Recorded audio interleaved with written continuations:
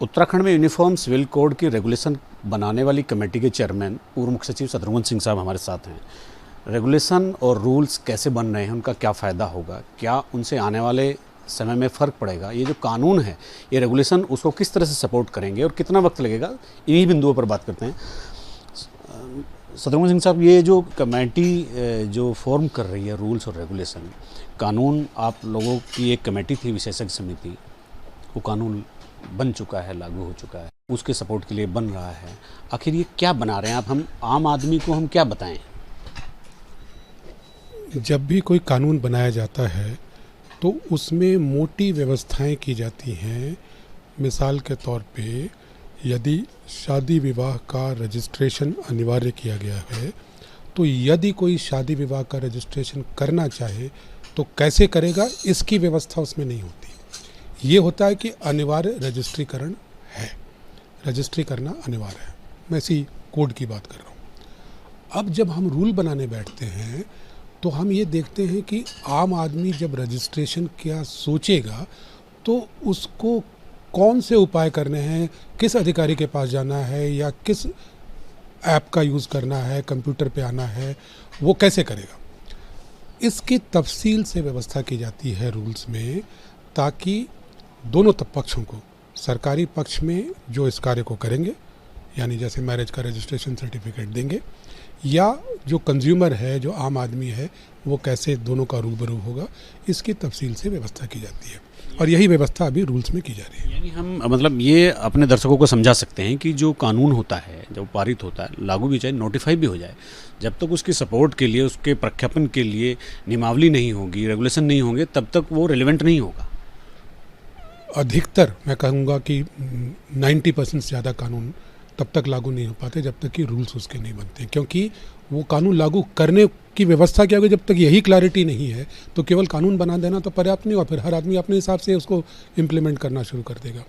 तो ये कानून, खासकर जो सिविल लॉज होते हैं उसमें तो निश्चित रूप से, तो हम जो व्यवस्था कर रहे हैं उसकी तफसील से व्यवस्था कर रहे हैं कि इसकी प्रक्रिया क्या होगी। जैसे उदाहरण के तौर पे आईपीसी था, फिर एक सीआरपीसी बनता है, तो एक प्रक्रिया की संहिता है और एक न्याय की संहिता है जो कि बताती है इस जुर्म के लिए इतनी सज़ा हो सकती है, लेकिन उसकी प्रक्रिया क्या होगी वो सीआरपीसी में दिया है, सीपीसी में सिविल की व्यवस्था दी गई है। अभी आप रेगुलेशंस बनाने की जो प्रक्रिया है, यानी मतलब अगर मैं सरल शब्दों में पूछूं तो कितना काम हमारा पूरा हो चुका है? तो इसमें मुख्य रूप से इसके दो पहलू हैं। एक तो नियमावली बनाई जाए, उसमें क्या व्यवस्था करना है इसको कोडिफाई किया जाए, और दूसरा है जो हम लोग करने जा रहे हैं इस नियमावली में, वो इसको ऑनलाइन व्यवस्था की जाए। हमारा प्रयास ये है कि घर बैठे हर आदमी इस कानून के तहत उसको जो भी कार्रवाई करनी है, किसी इंटरफेस, पर्सनल इंटरफेस की ज़रूरत न पड़े। वो घर बैठे या तो अपने कंप्यूटर पे बैठ ले या मोबाइल ऐप डाउनलोड कर ले, या अगर ये भी नहीं होता है तो चले जाए सीएससी में अपना कुछ डेटा दे दे, वहीं बैठे बैठे कर सकता है, सरकारी दफ्तर में जाने की ज़रूरत नहीं है। तो दूसरा पहलू ये है कि इसको ऑनलाइन हमें इम्प्लीमेंट करना है, उसके कुछ टेक्निकल रिक्वायरमेंट्स हैं। जब हम ये करेंगे तो चूँकि ये कानून और भी कई सरकारी व्यवस्थाओं के साथ लगी होगी, तो उन व्यवस्थाओं के साथ भी हमें सिस्टम को इंटीग्रेट करना है।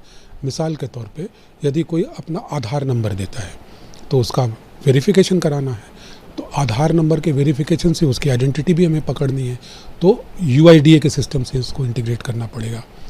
अगर कोई कहता है कि साहब कोर्ट का ये आदेश है जिसके तहत डिवोर्स हो चुका है, तो कोर्ट का जो सिस्टम है वो सीएनआर सिस्टम उनका है, उससे हमको इसको इंटीग्रेट करना होगा।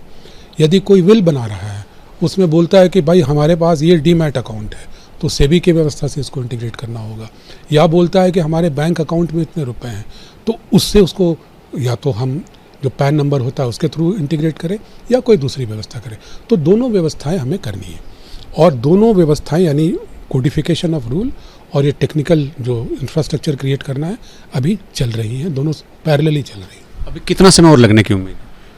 आपने मुख्यमंत्री जी की बात सुनी होगी, उन्होंने कहा है अक्टूबर तक इसे लागू करना चाहते हैं, तो हमारा प्रयास यही होगा कि उनकी अपेक्षाओं के अनुरूप ही हम अपना सारा काम समाप्त करें। एक और छोटा सा क्वेश्चन है कि जैसे अभी भारत में 3 नए कानून लागू हुए हैं, लागू होने के से पहले ही उनके ट्रेनिंग सेशन शुरू हो गए थे, पुलिस के साथ, मीडिया के साथ, वकील के साथ, जो जुडिशरी सिस्टम है वो भी। तो क्या इस कानून के बाद भी यहाँ ऐसे प्रशिक्षण की व्यवस्था होगी जितने भी स्टेक होल्डर हैं इसके? तो प्रयास यही होगा कि कानून लागू होने के पहले जो भी स्टेक होल्डर्स हैं, चाहे वो सरकारी पक्ष के हों या दूसरे पक्ष के, इसमें जैसे हो सकता है कि आप जैसे पत्रकारों को बताना ज़रूरी होगा कि आपके माध्यम से लोगों को बताएं, या लोगों को प्रशिक्षित करना भी ज़रूरी हो सकता है। तो ये कानून लागू रूल जब प्रख्यापित होगी उसके तुरंत बाद हम प्रशिक्षण की व्यवस्था करेंगे। तो मेरे साथ थे शत्रुघ्न सिंह साहब, तो उन्होंने बहुत विस्तार से बताया है कि रेगुलेशंस और रूल्स जो हम बना रहे हैं उनके क्या फ़ायदे हैं और क्या नुकसान है, कब तक हो जाएगा ये भी उन्होंने बताया, और उम्मीद है कि अक्टूबर तक, जैसा मुख्यमंत्री जी ने कहा है, कि यहाँ इस कानून को पूरी तरह से लागू कर देना है। अपने सहयोगी कैमरामैन सुनील कुमार के साथ न्यूज़ स्टेट के लिए देहरादून से अजीत सिंह राठी।